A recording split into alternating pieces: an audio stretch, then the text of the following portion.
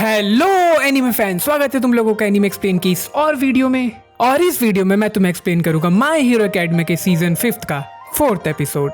और video start करने से पहले मैं कहना चाहूंगा कि तुम लोगों से कम्युनिकेट करने के लिए मैंने एक तरीका सोचा है। तो तुम्हारे जो भी थॉट्स हैं या जो भी तुम कहना चाहते हो उसे कमेंट कर दो, और अब से हर अगली वीडियो में मैं लेटेस्ट वीडियो पे की हुई कमेंट्स का रिप्लाई करूंगा।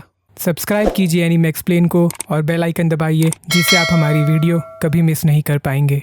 तो एपिसोड के स्टार्टिंग में हितोशी अपने कॉर को क्लास ए के हीरोज के साथ डिस्कस करता है कि जिसे भी पहले उसका माइंड कंट्रोल करना होता है, पहले वो अपने मन में उसके बारे में सोचता है, और फिर जब उससे वो बात करता है और जैसे ही विक्टिम उसके साथ कम्युनिकेट करता है, वो उसके चंगुल में फंस जाता है। मगर वो उसके पावर से बाहर निकल सकता है अगर उसे एक बहुत ही स्ट्रॉन्ग शॉक लगे तो। और वो आगे बताता है कि उसने कभी ये ट्राई नहीं किया, मगर उसे ऐसा लगता है कि वो सिर्फ एक बार में एक ही पर्सन का माइंड कंट्रोल कर सकता है। और वो आगे ये भी बताता है कि वो अपने पावर का यूज करके ब्रेन वॉश पर्सन को बात करने के लिए भी बोल सकता है, और वो उन्हें कुछ लिमिट तक सोचने के लिए भी मजबूर कर सकता है। और वो एग्जाम्पल देता है कि अगर वो किसी ब्रेन वॉश्ड पर्सन को सुयु आसुई का नाम लिखकर दिखाए और उसे बोले कि वही सेम चीज लिखो बेटा, तो वो लिख देगा। लेकिन वो ऐसा नहीं कर सकता कि वो आसुई की तरफ उंगली करे और अपने टारगेट से पूछे कि उसका नाम बताओ, तो ऐसे में उसके टारगेट की सिट्टी पिट्टी गुल हो जाएगी। और ये सब जानने के बाद कामिनारी पूछता है कि आखिर क्या लोग तुमसे बात करते हैं जब उन्हें पता लग जाता है कि तुम्हारे पास ऐसी पावर्स हैं?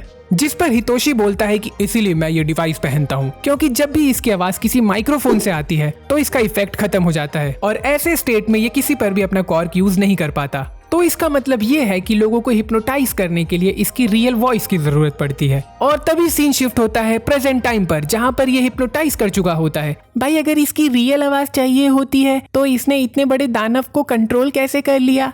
वो ऐसा इसलिए क्योंकि इसके डिवाइस में कुछ मॉड्यूलेटर है, जिससे ये फ्रीक्वेंसी को मॉड्यूलेट करके अपने कॉर को जब चाहे तब यूज कर सकता है। और ये बात इसने अभी तक सभी को नहीं बताई है, अपने मन में ही रखा है इसने। हाँ जी। तो शिशिडा का ब्रेन वॉश करने के बाद हितोशी जैसे ही अटैक करने वाला होता है, तभी टेसाबुरा उसे अपने साउंड प्रिजन में कैद कर लेता है और शिशिडा को बार बार पीट करके उसे हितोशी के कॉर्क से वापस ले आता है। और वो बताता है कि किस तरह से उसे क्लास बी के बच्चों ने बताया था कि हितोशी अपने कॉर्क का कैसे यूज करता है, लेकिन उसे ये नहीं पता था कि वो दूसरों की भी आवाजें निकाल सकता है। और तभी कामिनारी उन पर अटैक करने के लिए उनकी तरफ बढ़ता है, जिसे देखकर टेसाबुरा तो वहां से कट लेता है, और शिशिडा कामिनारी को आते हुए देखकर अपने हाथों से उसे दबा लेता है। और यहाँ पर कामिनारी यही चाहता था, और वो शिशिडा को एक बहुत ही जबरदस्त शॉक देता है, जिसको झेलते हुए शिशिडा कामिनारी को दूर फेंक देता है। और टेसाबुरा जब वहां से कट ही रहा होता है, तभी आसुई अपने जीभ से उसे लपेट लेती है और उसे लेकर के जेल की तरफ भागने लगती है। और तभी यहाँ पर शिशिडा उस इलेक्ट्रिसिटी से रिकवर हो जाता है, जिसे देखकर कामिनारी हैरान रह जाता है।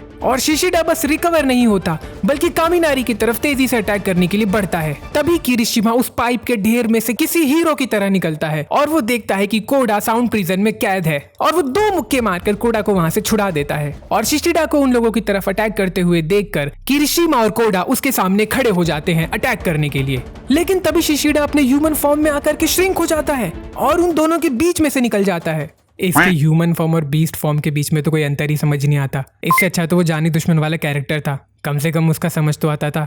खैर, और उनके बीच में से ह्यूमन फॉर्म लेकर के निकलने के बाद उनके पीछे आकर के शिशिडा वापस से बीस्ट फॉर्म में आ जाता है और दोनों को अपने हाथों से पकड़ लेता है। और क्योंकि उन दोनों में से किरिशिमा सबसे ज्यादा स्ट्रांग होता है, इसीलिए वो किरिशिमा को सीधे आइबारा की तरफ फेंक देता है, और आइबारा उसे अपनी बेलपत्री में बांध देती है और उसे प्रिजन में कैद कर देती है। और इस तरह से क्लास ए का पहला प्लेयर डाउन हो जाता है, और आसुई भी टेसाबुरा को प्रिजन में कैद कर देती है। तो इस तरह से क्लास ए और क्लास बी दोनों के ही एक एक प्लेयर अब प्रिजन में कैद हो चुके हैं। और शिशिडा की पकड़ में आकर के बेचारा कोडा छटपटाने लगता है। और तभी शिशिडा अपनी स्मेलिंग पावर का यूज करके ये सेंस करता है कि कामिनारी और आसुई उसकी तरफ बढ़ रहे हैं, और जैसे ही वो शिशिडा को पकड़ने वाले होते हैं, शिशिडा वहां से कूदकर भागने लगता है। और ऐसा वो इसलिए करता है क्योंकि उसने अपने एक हाथ से कोडा को पकड़ रखा होता है, तो उसके पास लड़ने का कोई भी मौका नहीं होगा। और अगर वो लड़ने की कोशिश करेगा तो वो 2 वर्सेस 1 होगा, और जिसमें वो गारंटीड हार जाएगा। तो इसीलिए वो ये डिसाइड करता है कि वो कोडा को लेकर के यहाँ से भाग जाएगा। और दूसरे सीन में हम देखते हैं कि वो कोडा को भी प्रिजन में कैद कर देते हैं। तो अब क्लास बी के पास 2 प्रिजनर्स की लीड हो जाती है और यहाँ पर कामिनारी और आसुई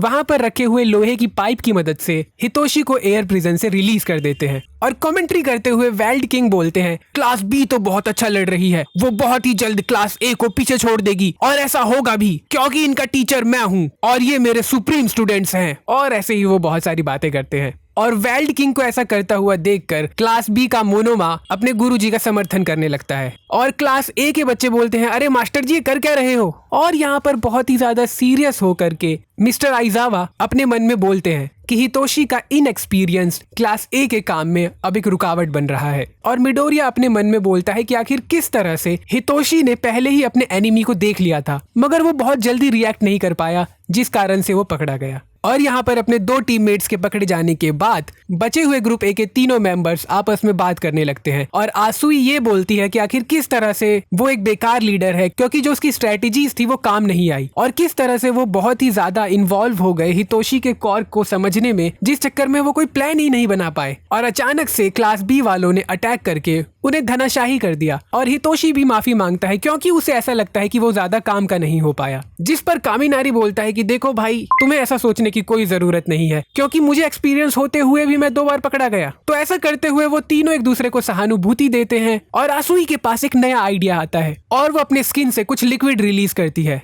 और दूसरी तरफ हम यहाँ पर क्लास बी को भी प्लान बनाते हुए देखते हैं जिसमें शिशिडा बोलता है कि अब उन्हें पता चल गया है कि हितोशी वॉइस चेंज कर सकता है, तो अगर वो किसी तरह से आसुई और हितोशी को पकड़ लेते हैं कामिनारी को इग्नोर करते हुए तो वो बड़े आराम से जीत जाएंगे। और जब वो बातें कर ही रहे होते हैं तभी शिशिडा को आसुई की स्मेल आती है और वो एयर में स्मेल करते हुए बोलता है ये तो बहुत अजीब है, मुझे 3 डायरेक्शन से आसुई की स्मेल आ रही है। और ये सुनकर मांगा बोलता है कि लगता है उनका प्लान ये है कि तुम्हारे सेंसेस को चकमा दिया जाए, जिस कारण से वो तीनों आसुई की सेंट लेकर के हमारी तरफ बढ़ रहे हैं। और यहाँ पर क्लास ए आगे बढ़ते हुए डिस्कस करती है कि आखिर किस तरह से उन्हें ये पता है कि शिशिडा की एग्जैक्ट लोकेशन क्या है। और ऐसा इसलिए क्योंकि ठीक इससे पहले जब कामिनारी और आसुई शिशिडा पर अटैक कर रहे थे और शिशिडा डॉज करके निकल गया था तो एक पॉइंटर यानी लोकेशन ट्रैक करने वाली डिवाइस जो कि कामिनारी शिशिडा के ऊपर छोड़ रहा था वो एक सीधे जाकर के उसके पैंट पर चिपक गया और शायद उसने अभी तक ये नोटिस नहीं किया है। और अपने गॉगल्स के थ्रू कामिनारी उसके एग्जैक्ट लोकेशन को ट्रेस कर रहा है और उनका यही प्लान है कि वो शिशिडा के सेंसेस को बेवकूफ बनाकर उनकी तरफ बढ़ेंगे। और क्योंकि क्लास बी को ये पहले ही पता चल चुका होता है इसीलिए आइबारा अपने टेंटिकल्स को सभी डायरेक्शन में फैला देती है वहाँ के वाइब्रेशंस को ऑब्जर्व करने के लिए। और आइबारा शिशिडा से पूछती है कि जरा स्मेल करके बताओ कि वो लोग कहाँ पर हैं। और शिशिडा बताता है कि वो तीनों ही डायरेक्टली उनकी तरफ बढ़ रहे हैं। और ये सुनकर के मांगा सोचता है कि आखिर कैसे ऐसा पॉसिबल है। तभी वो शिशिडा के पैंट पर कामिनारी के ट्रैकर को देखता है और अपने मुंह से ये बोलता भी है कि ये तो कामिनारी का डिवाइस है जो कि तुम्हारी पैंट पर चिपका हुआ है। लेकिन फिर भी उसके दिमाग में ये नहीं आता कि ये एक ट्रैकर हो सकता है। वाह!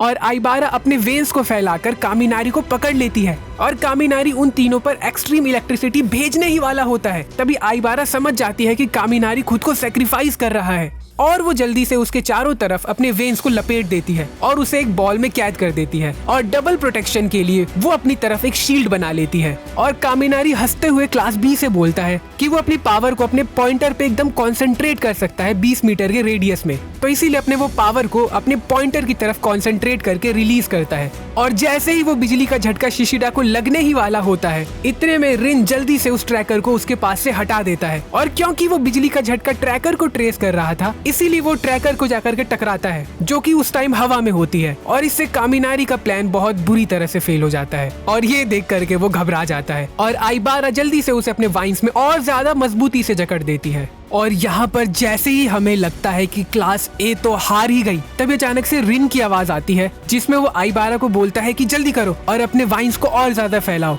और जैसे ही वो रिप्लाई करती है वो ब्रेन वॉश्ड हो जाती है। और अब जाकर के हमें क्लास ए का एक्चुअल प्लान पता चलता है और हमें थोड़ी ही समय पहले का सीन दिखाया जाता है जहां पर आइबारा के सभी डायरेक्शन में फैले हुए वाइन्स को देख करके क्लास ए पूरी तरह से क्लूलेस हो जाती है कि वो क्या करे। और हितोशी उनसे पूछता है कि क्या अब हमें वापस चले जाना चाहिए क्योंकि अब हमारे पास कोई तरीका नहीं है। जिस पर कामिनारी के दिमाग में एक बहुत ही धमाकेदार प्लान आता है वो ये बोलता है कि क्योंकि क्लास बी ये सोच रही है कि कामिनारी उन सभी में सबसे स्ट्रॉन्गेस्ट है, इसीलिए वो अपने आप को सेक्रीफाइस करेगा और मजबूर करेगा कि आइबारा अपने वेन्स के साथ सारा का सारा कंसंट्रेशन कामिनारी पर डाल दे और इतने में पीछे से बाकी दोनों उन पर अटैक कर देंगे। और प्रेजेंट में छुपकर हितोशी अपने मन में बोलता है कि कैसे इस समय उसे ये समझ में आ रहा है कि एक बैटल के दौरान एक्सपीरियंस होना कितना ज्यादा इंपॉर्टेंट होता है, क्योंकि पहले उसे कामिनारी के इस प्लान पर बिल्कुल भी भरोसा नहीं था। और अब यहाँ पर रिन सभी डायरेक्शंस में हितोशी को ढूंढने लगता है, लेकिन उसे समझ नहीं आता कि वो कहाँ से बोल रहा था। तो वो शिशिडा से पूछता है और शिशिडा अपने स्मेल को यूज करता है और अपने स्मेलिंग सेंस से वो एग्जैक्ट पता लगा लेता है कि असली आसुई और हितोशी कहाँ पर है, और वो सीधे हितोशी की तरफ बढ़ने लगता है। और रिन के रिप्लाई में शिशिडा दौड़ते हुए एक तरफ इशारा करता है और ये देख करके रिन बोलता है कि भाई कुछ बोल ही लेता।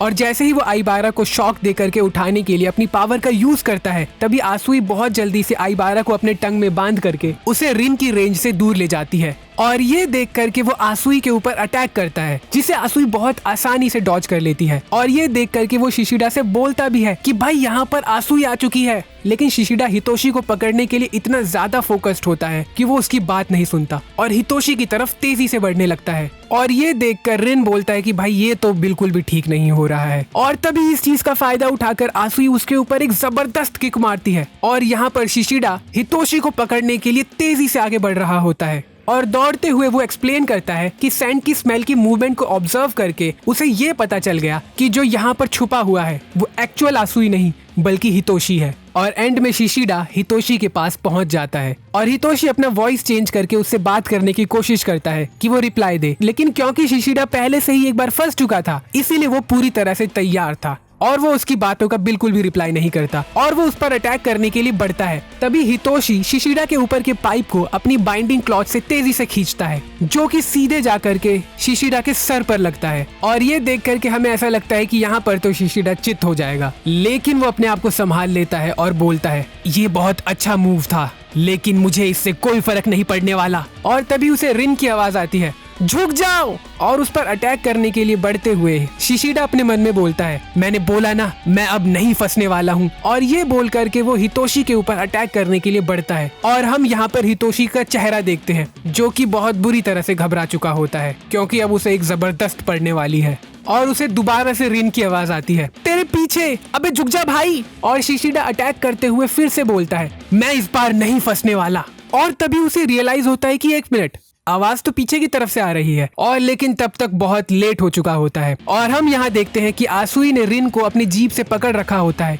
और रिन को वो शिशिडा की तरफ बहुत तेजी से फेंकती है और दोनों का आपस में बहुत भयंकर टक्कर होता है और वो दोनों भी चित हो जाते हैं। और इसका मतलब ये होता है कि क्लास ए अब ऑफिशियली जीत चुकी है। और ये देख करके क्लास ए बहुत ज्यादा खुश हो जाती है और मिडोरी अपना नोट्स बनाते हुए ये बोलता है कि ये सब आसुई और कामिनारी की क्विक थिंकिंग के कारण हुआ है। और वो ये भी बोलता है कि आखिर किस तरह से हितोशी ने इम्प्रूव किया है, क्योंकि जिस पर्सन से उसने यूए में लड़ाई की थी और जिस पर्सन को वो इस समय देख रहा है वो दोनों ही दो अलग पर्सन लग रहे हैं। और प्रिजन के अंदर टेसा बुरा आइबारा को ब्रेन वॉश से बाहर लेकर के आता है और वो ये देखती है कि वो चारों के चारों लोग प्रिजन में कैद हो चुके होते हैं। और आसुई हितोशी से बोलती है कि तुम्हारे बिना हम बिल्कुल भी नहीं जीत पाते और मुझे नहीं लगता कि तुम कोई कमजोर आदमी हो। जिस पर हितोशी बोलता है कि मुझे और भी ज्यादा मेहनत करने की जरूरत है अपने सपनों को अचीव करने के लिए।